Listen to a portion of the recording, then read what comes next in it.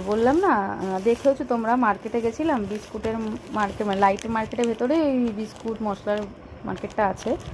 ওখান থেকে এরকম একটা বেকারি বিস্কুটের প্যাকেট নিয়েছি।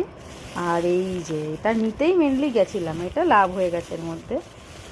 আর যা টাকা নিয়ে গেছিলাম আর কিছু ভরলাম, ভরে এটা হয়ে গেছে।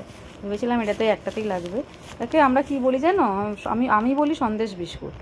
এটা আমার ফেভারিট, ছোটোবেলায় এত খাইয়েছি, এত খেয়েছি, স্বাদ ভোলার নয়। এটা না এখন অত দোকানে দেখা যায় না, চায়ের দোকানেই দেখা যায়, তবে সব চায়ের দোকান না, আসলে মানুষ তো এখন এত মিষ্টি টিষ্টি খায় না, একটু মিষ্টি হয়।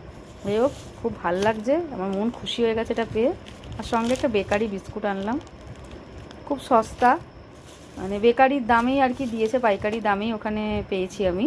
দোকানে এগুলোর অনেক দাম হয়, তাও চায়ের দোকানে একটা বিস্কুট 5 টাকা নেয়। তো সেখান থেকে যদি হিসাব করি তাহলে অনেকটাই লাভবান হয়েছি। বাট প্যাকেট নিলে তো এমনিই কম পড়ে দোকানে, তবু ওখানে পাইকারি দামে পেয়েছি, ভালো হয়েছে। আর